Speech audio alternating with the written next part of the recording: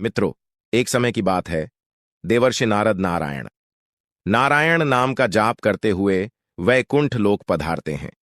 नारद जी को देखकर भगवान श्री हरि विष्णु कहते हैं, हे देवर्षि, पधारो, वैकुंठ में तुम्हारा स्वागत है। आज अचानक ही वैकुंठ में आने का क्या प्रयोजन है? अवश्य ही कोई महत्वपूर्ण समाचार लेकर आए होंगे। नारद जी कहते हैं, हे प्रभु, मेरा प्रणाम स्वीकार कीजिए। आप तो सब कुछ जानते हैं, फिर भी अनजान बन रहे हैं। इस ब्रह्मांड के कण कण में आप ही का वास है। मेरे भीतर भी आपका ही वास है। आप भली भांति जानते हैं कि मैं आपके पास किस प्रयोजन से आया हूं। भगवान विष्णु कहते हैं, हे नारद, मैं अवश्य जानता हूं तुम्हारे मन में क्या चल रहा है, और आज तुम मानव जाति के कल्याण के उद्देश्य से ही यहां पर आए हो। इसलिए तुम्हारे मन में जो भी शंका है, निसंकोच होकर पूछ लो। नारद जी कहते हैं, हे प्रभु, यदि आप आज्ञा दें तो आपसे मैं एक प्रश्न पूछने के लिए आया हूं। हे प्रभु, ब्रह्मदेव ने सृष्टि की रचना करते समय स्त्री और पुरुष का निर्माण किया था और दोनों को ही एक दूसरे के पूरक बनाया है। किंतु हे प्रभु, किन्नरों की उत्पत्ति कैसे हुई जो पूर्ण रूप से पुरुष है और न ही स्त्री है? भगवान विष्णु कहते हैं, हे देवर्षि, आज तुमने उचित ही प्रश्न किया है। तुम्हारे इस प्रश्न का उत्तर महाराज सुद्युम्न की कथा में छिपा हुआ है। देवर्षि कहते हैं, हे प्रभु, महाराज सुद्युम्न कौन थे और उन्हें किस कारण से स्त्री का शरीर प्राप्त हुआ था? कृपया आप मुझे महाराज सुद्युम्न का इतिहास विस्तार से सुनाइए। भगवान विष्णु कहते हैं, हे देवर्षि, आज मैं तुम्हें महाराज सुद्युम्न की कथा सुनाता हूं। इस कथा के माध्यम से तुम्हें तुम्हारे सभी प्रश्नों के उत्तर मिल जाएंगे। इसीलिए तुम इस कथा को ध्यान से पूरा जरूर सुनना। जो भी इस कथा को पूरा सुनता है, उसके पापों का नाश होता है। देवर्षि कहते हैं, हे प्रभु, मैं इस कथा को पूरा अवश्य सुनूंगा। कृपया आप वह कथा मुझसे कहिए। फिर भगवान विष्णु नारद जी को महाराज सुद्युम्न की कथा सुनाने लगते हैं। हे नारद, पूर्व काल की बात है। पृथ्वी लोक पर महाराज सुद्युम्न नाम के एक राजा राज्य किया करते थे। वे बड़े ही पराक्रमी, धर्मपरायण, सत्य धर्म का पालन करने वाले, शूरवीर और जितेंद्रिय थे। उन्होंने अपने कर्मों से कुल का गौरव बढ़ाया था। महाराज सुद्युम्न दान, शूर और विद्वान थे। उनके राज्य की प्रजा उनसे अत्यंत संतुष्ट रहा करती थी।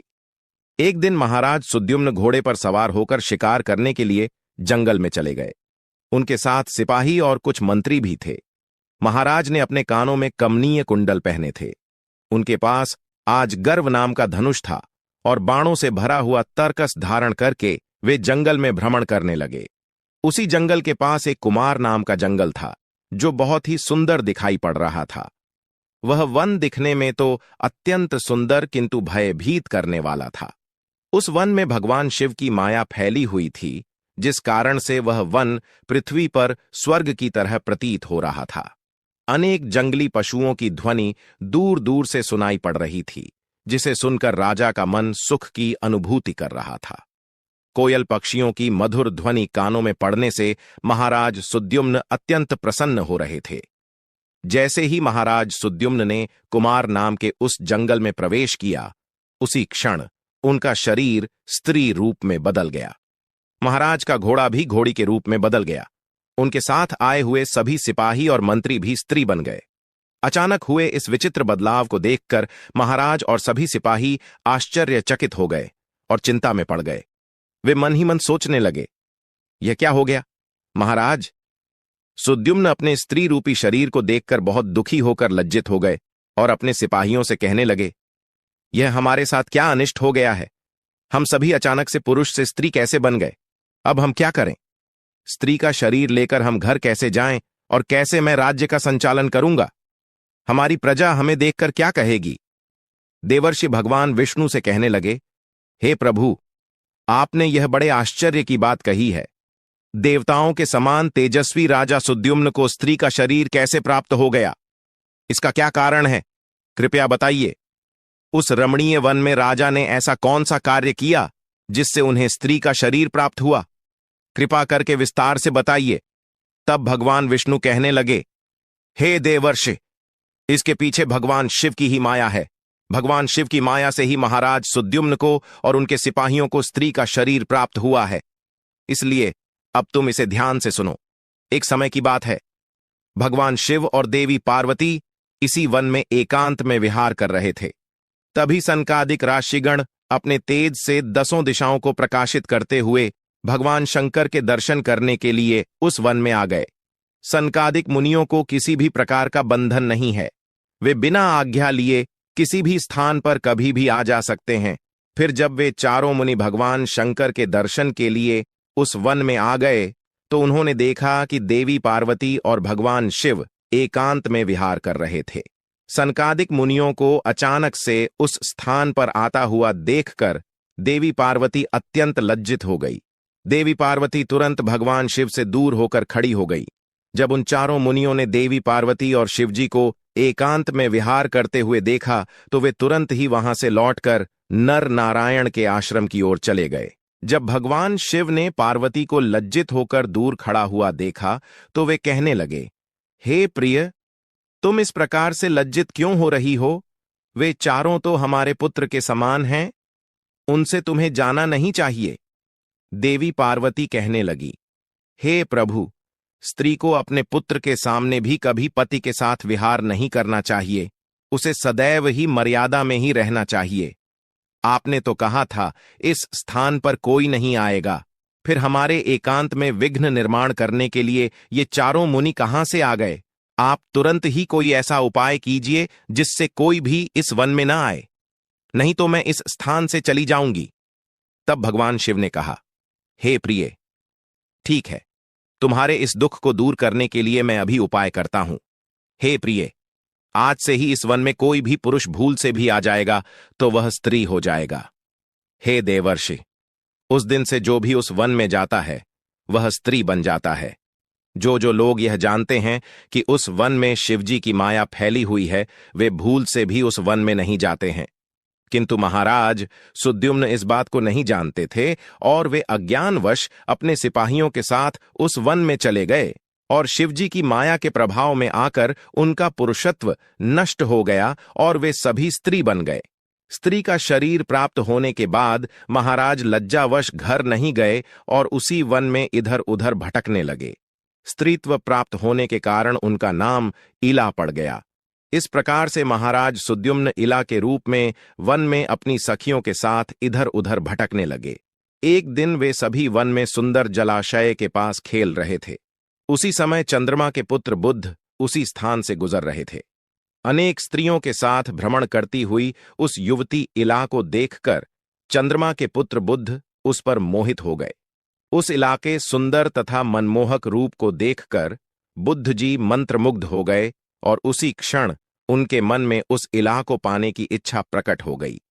जब इला ने भी बुद्ध जी का सुंदर रूप देखा तो वे भी बुद्ध जी पर मोहित हो गईं और उन्हें अपना पति बनाने के लिए व्याकुल हो उठी। इस प्रकार से इला और बुद्ध दोनों ने एक दूसरे को देखकर अपना प्रेम प्रकट किया। परस्पर अनुराग के कारण उन दोनों ने विवाह कर लिया और कुछ दिनों में उन दोनों के बीच संयोग हुआ। फिर बुद्ध ने इला के गर्भ से एक संतान को उत्पन्न किया जिसका नाम पुरुरवा रखा गया, जो आगे चलकर चक्रवर्ती सम्राट हुआ। पुत्र को जन्म देने के बाद भी वह इला उसी वन में रहने लगी।